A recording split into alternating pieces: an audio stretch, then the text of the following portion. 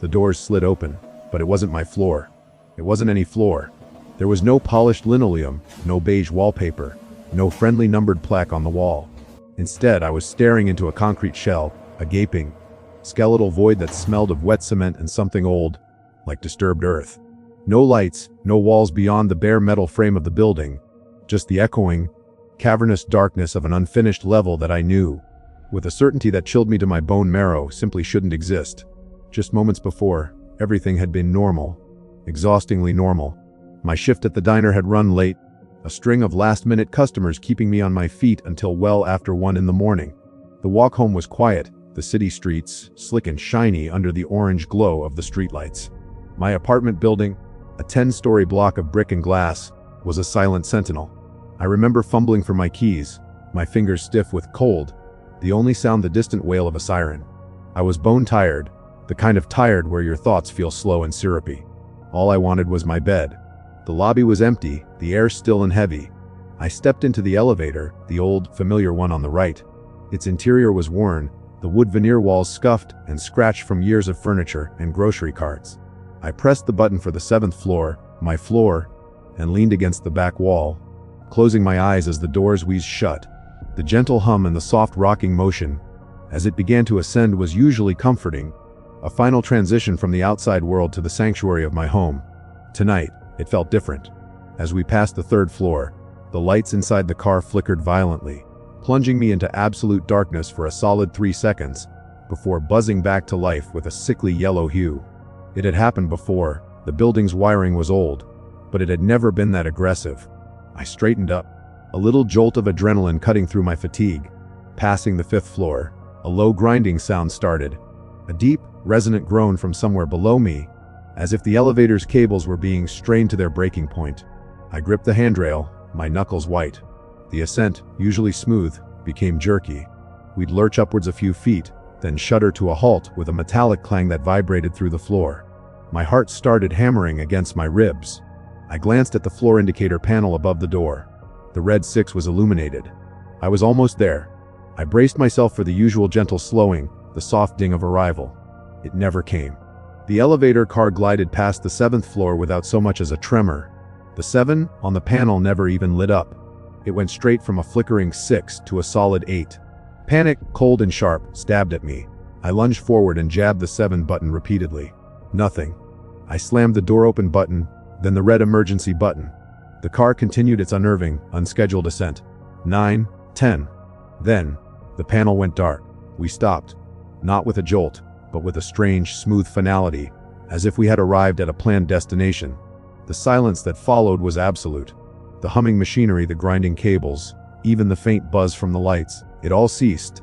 It was a dead, breathless silence that felt heavy, like being underwater.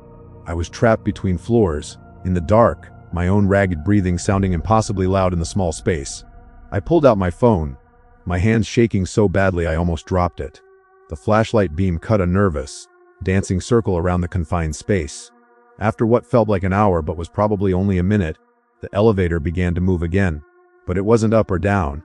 It was a bizarre, subtle sideways drift, a nauseating sensation that made the world feel tilted on its axis. Then, with a soft click that was utterly alien to the machine's usual symphony of clunks and groans, the doors slid open, and that's when I saw it. The emptiness, the void. My mind refused to process it at first. It was an architectural impossibility, a hollow space sandwiched within a fully occupied building. The air that billowed in was freezing cold and carried that smell, damp concrete, rust, and something else, something faintly metallic and sickly sweet, like old pennies or dried blood. My phone's light trembled as I pointed it outwards. The beam sliced through the darkness, illuminating a vast, raw space. The concrete floor was uneven and littered with debris, scraps of wood, bent nails, and what looked like piles of hardened cement. Exposed steel I-beams, red with rust, crisscrossed the darkness above. There were no windows, no signs of electrical wiring, nothing to indicate this floor was ever meant to be anything other than a forgotten tomb within the building's skeleton. Fear is a strange thing.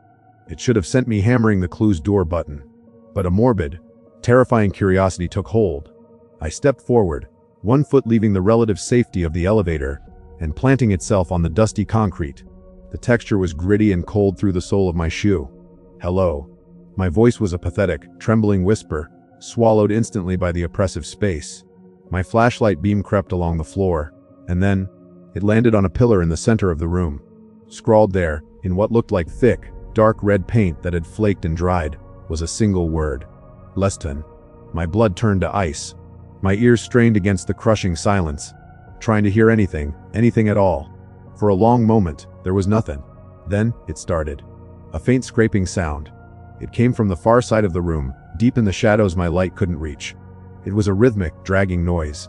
Scrape, pause, scrape, pause, like something heavy with a rough edge being pulled slowly and deliberately across the concrete. I backed away, my foot catching the edge of the elevator car. I fumbled, nearly falling. My phone's beam skittering wildly across the darkness. In that frantic, uncontrolled movement of the light, I saw it. Just for a fraction of a second, but it was enough. Far back in the gloom, illuminated for a horrifying instant, was a shape. It was low to the ground, long and dark, and it was the source of the scraping. But it wasn't a box or a piece of debris. It was a person, or what was left of one. They were on their hands and knees, crawling, dragging something heavy and limp behind them. I didn't scream. The sound was trapped in my throat, a choked, silent sob.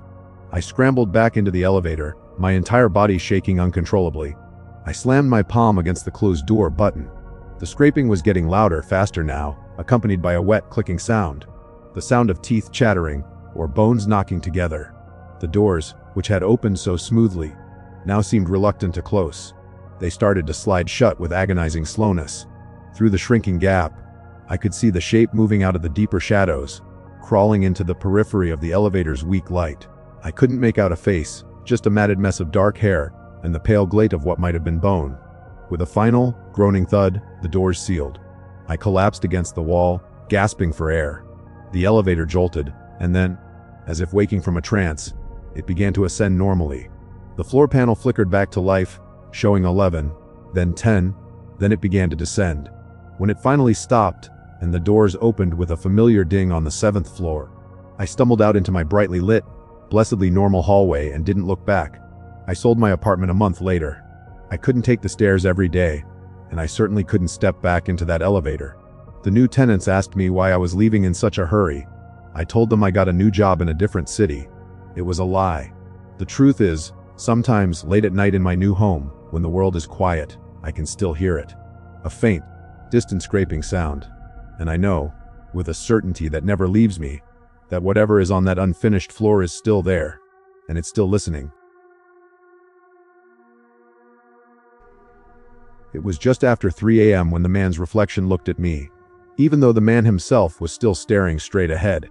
That's the moment the polished, sterile world of my Tokyo hotel ruptured, revealing something cold and impossible underneath. At 3:14 a.m., his face, reflected in the mirrored elevator wall, didn't move. Not a twitch, not a blink. And in that terrifying stillness, I understood that I was trapped in a small metal box with something that was fundamentally wrong. I was in Tokyo for work, a week-long conference that left my evenings free. That night, I'd wandered through the Shinjuku district, getting deliberately lost in the labyrinth of neon-drenched streets. I ended up in a tiny, smoky whiskey bar tucked away in an alley, talking to the bartender until closing time. The walk back to my hotel was surreal. The bustling metropolis had fallen into a deep, humming quiet. The air was cool and clean. I remember looking up at the skyscrapers, feeling like a tiny, anonymous speck in a vast, sleeping machine. It was peaceful. My hotel was a sleek, modern tower of glass and steel. The lobby, usually alive with the quiet murmur of guests, was deserted. The only sign of life was the night receptionist, a young man who was engrossed in his phone, barely registering my presence as I walked towards the elevator bank. I stepped into one of the cars. The interior was lined with mirrors on 3 sides, creating that dizzying infinity effect. I pressed the button for the 12th floor. The doors slid shut with a whisper, and the car began its silent, impossibly smooth ascent. I caught my reflection tired, my tie slightly askew, but content. I was just another traveler at the end of a long day. The elevator slowed at the 4th floor. The doors opened, and a man stepped inside. He was impeccably dressed in a dark, tailored suit, carrying a sleek leather briefcase. He looked like any other businessman you'd see in this part of the city. He didn't make eye contact, simply turned to face the doors and stood near the control panel. I gave a small, polite nod in his direction. a gesture he either didn't see or chose to ignore. I thought nothing of it. This was Tokyo. After all, privacy and personal space are paramount. The car continued upward. The silence between us was neutral, comfortable. I pulled out my phone, idly scrolling through some photos I'd taken earlier. We passed the 6th floor, then the 7th. I glanced up from my phone, my eyes drawn to the wall of mirrors. I saw my own reflection, and next to it, the reflection of the man in the suit. He was staring straight ahead, his posture rigid, his expression completely blank. Then we reached the 8th floor. As the elevator began to decelerate, my body naturally swayed with the motion. I saw my reflection do the same. Out of the corner of my eye, I saw the man's body shift slightly as well, a subtle adjustment to maintain his balance.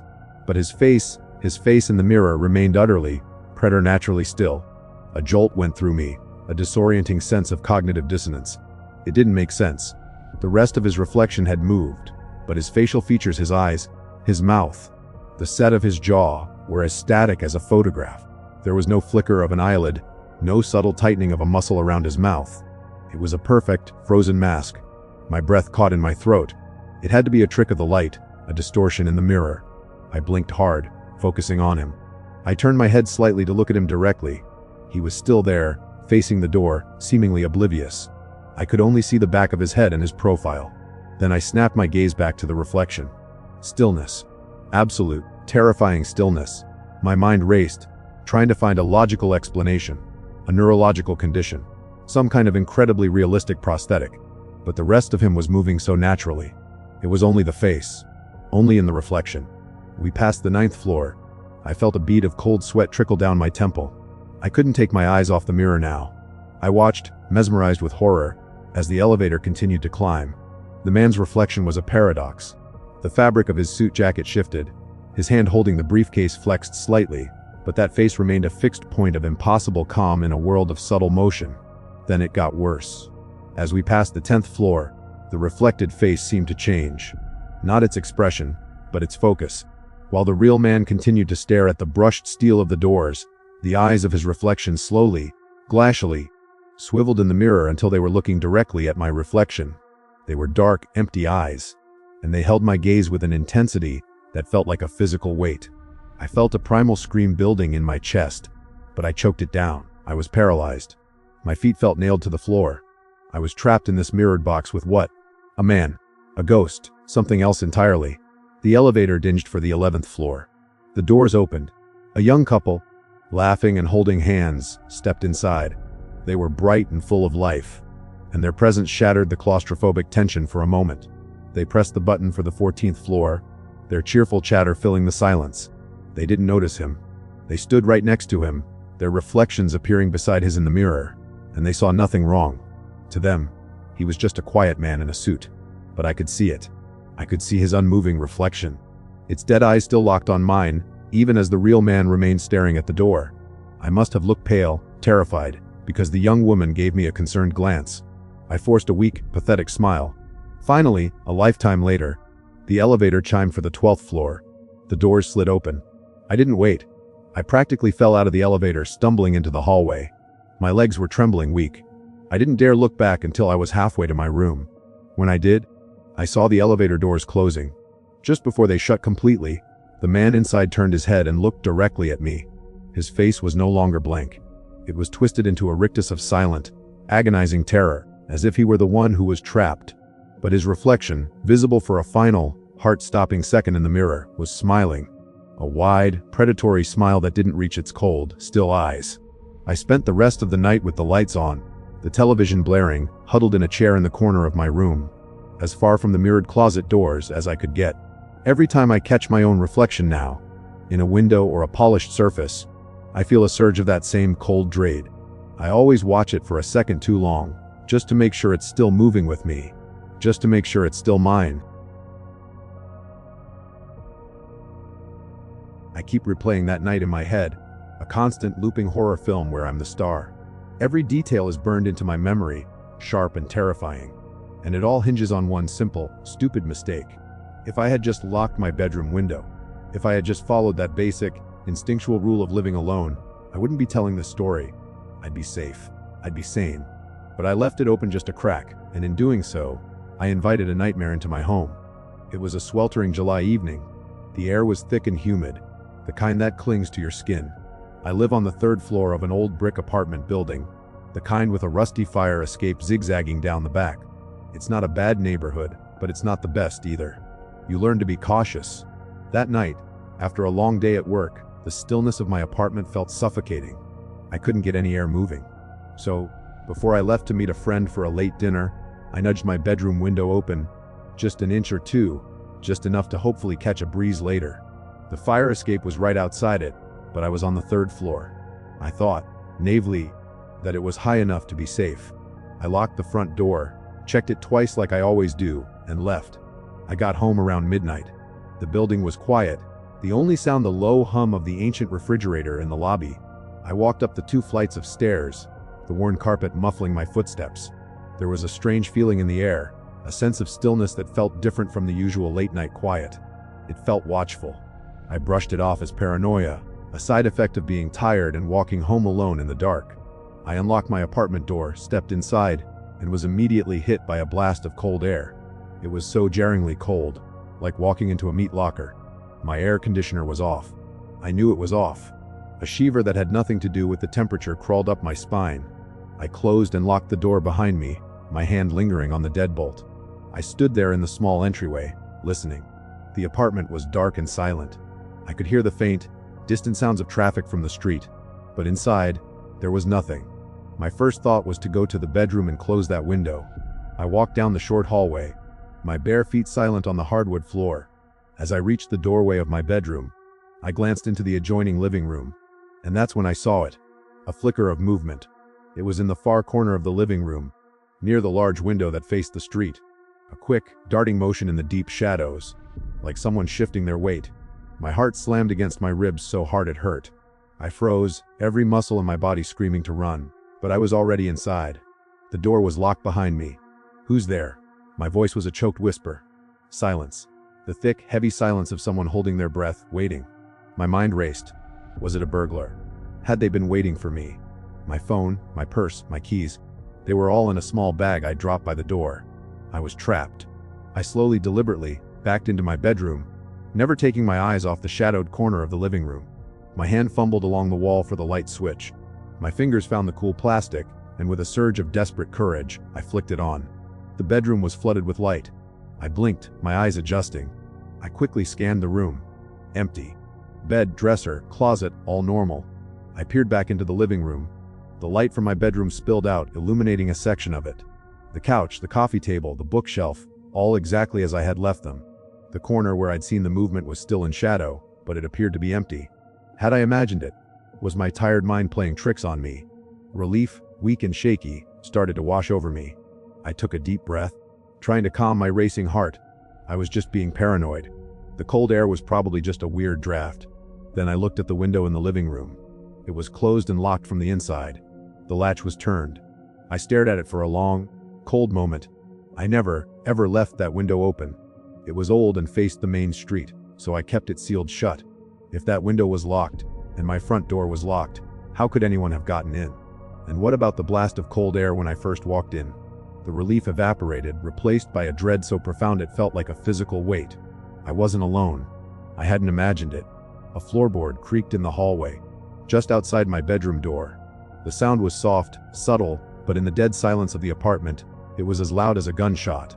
It was the sound of a deliberate, careful step. Someone was standing right outside my door. I backed away from the doorway, my legs trembling so badly I could barely stand. I looked around my room for a weapon. A lamp, a book, nothing felt adequate. I could hear breathing now. A slow, shallow, raspy sound, coming from the other side of the door. It wasn't the sound of a normal person breathing. It was wet, guttural. Then, the doorknob began to turn. It moved with excruciating slowness. A tiny, metallic squeak with each millimeter of rotation. I watched, mesmerized with pure terror, as the brass knob twisted, the latch inside clicking with a horrifying finality. The door began to inch open. A vertical slice of darkness appeared, widening slowly. A shape began to resolve itself in the gloom of the hallway, tall, gaunt, impossibly thin. It seemed to bend the shadows around it. It wasn't just a person in the dark, it felt like a piece of the darkness itself that had taken a vaguely human form. Panic finally broke through my paralysis. In that moment of sheer animal terror, I remembered. The window. The one I'd left open. My only way out. I scrambled across the room, my feet tangling in the rug. I didn't look back, but I could feel its presence flooding the room, a palpable wave of cold and malevolence. I fumbled with the window latch, my fingers slick with sweat.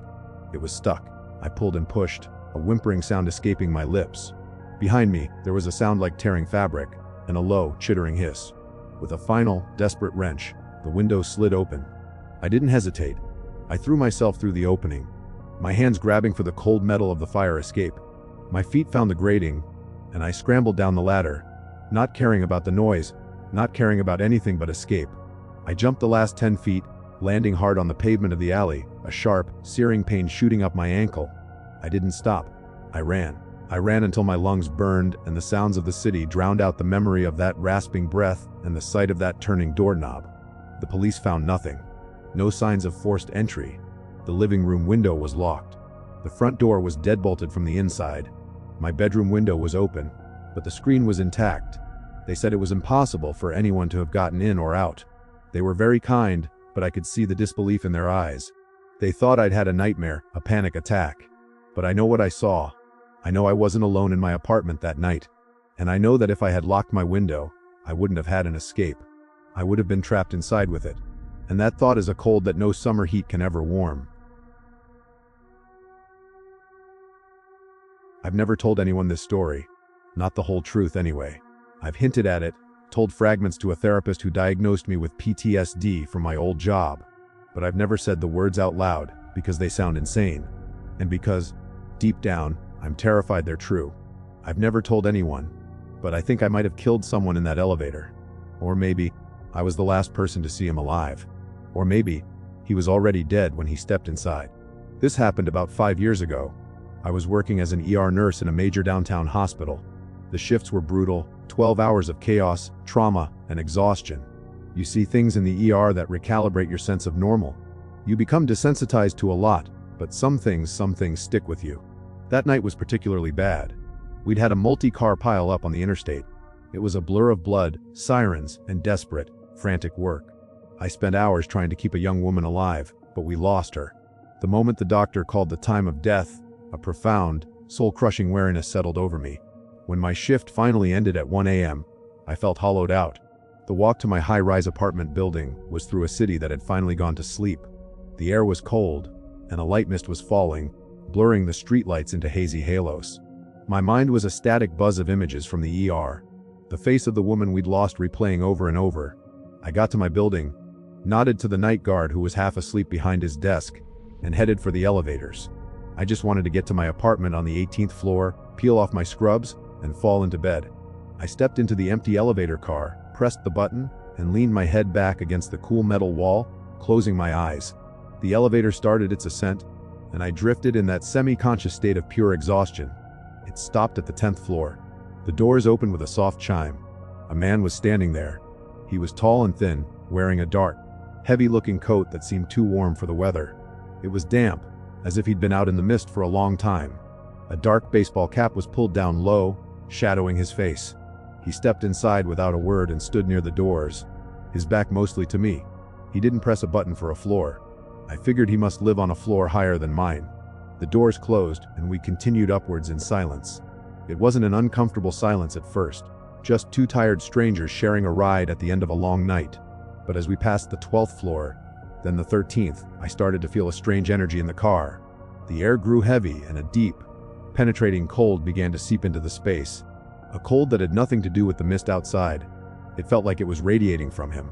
I opened my eyes and looked at him. He was perfectly still. Not just relaxed still, but rigid still. He hadn't shifted his weight or moved a muscle since he got on. My nurse's brain kicked in. Was he okay? He was pale, what I could see of his skin. Was he in shock? Hypothermic? As we passed the 16th floor, a single drop of water fell from the brim of his cap and hit the polished floor with a soft tick. Another followed. Tick, then another. It was a slow, steady rhythm in the otherwise silent car. The elevator chimed for my floor, the 18th. The doors slid open. I stepped out into the hallway and, out of habit, turned to say, "Have a good night." He didn't move. He just stood there, facing the door, as still as a statue. The water continued its steady drip from his cap. "Hey!" I said, my voice a little louder. This is the 18th floor. No response. A prickle of unease turned into genuine concern. Sir, are you all right? I took a hesitant step back into the elevator. My years of training wouldn't let me just walk away from someone who might be in medical distress. I reached out and gently touched his arm through his thick, damp coat. The effect was instantaneous and violent. His entire body convulsed as if I'd shocked him with a defibrillator. His head snapped up, the baseball cap falling to the floor, and he turned to face me. I will never ever forget the look on his face. His eyes were wide, bloodshot, and filled with a terror so absolute, so profound, that it seemed to eclipse everything else. His skin was waxy and pale, his lips tinged blue. His mouth was open in a silent scream. It wasn't the face of a man who was sick or on drugs. It was the face of a man who was looking at the source of all his fear. And he was looking directly at me. Before I could process what I was seeing, he lunged forward. His hands, which were as cold as ice, grabbed my scrubs at the collar. His grip was impossibly strong. He didn't try to hurt me. He was trying to pull himself towards me, his horrifyingly silent scream still etched on his face. I yelled and scrambled backwards, breaking his grip and stumbling out of the elevator into the hallway. I fell hard on the carpeted floor. He didn't follow. He stood in the elevator, his arms now limp at his sides. His gaze never left me, that look of unadulterated horror still fixed on my face. It was as if he was pleading with me, or terrified of me, I couldn't tell which. Then, the elevator doors began to slide shut. As the gap narrowed, I saw his body go completely limp. He slumped against the back wall of the car, his head lolling to one side, his eyes still wide open. The doors closed, hiding him from view. The indicator light showed the elevator continuing its journey upwards. I lay on the floor for a full minute, shaking, my heart a frantic drum in my ears. I scrambled to my feet, ran to my apartment, and immediately called security. I was babbling, incoherent, trying to describe the man, the cold, the look on his face. The guard told me to stay put, and that he'd send someone to check the upper floors and the elevator. 10 minutes later, he called back. His voice was calm, a little patronizing. The elevator had gone to the top floor and returned to the lobby. It was empty. They had sent a guard to walk every floor above mine. There was no sign of the man. His baseball cap wasn't on the floor. The small puddle of water had vanished. They checked the security cameras. The camera in the lobby showed me entering the elevator alone. The camera inside the elevator, they told me, had been on the fritz for a week. There was no footage. No proof that he was ever there. They logged it as a false alarm, a possible hallucination brought on by stress and exhaustion. But I know he was real. I can still feel the deathly cold of his hands on my chest. And the question that has eaten away at me for 5 years is this: what did he see when he looked at me? Was he terrified of me? Did something follow me home from the hospital that night? Something that attached itself to me, and he was the only one who could see it? Or was he already dead? A ghost trapped in a loop, and my touch somehow ended it. Did I, in my attempt to help, somehow cause his final departure? I don't have any answers. All I have is the chilling memory of his face, and the quiet, gnawing confession that I repeat to myself in the dark. I was the last person in that elevator with him. And then he was gone, of course.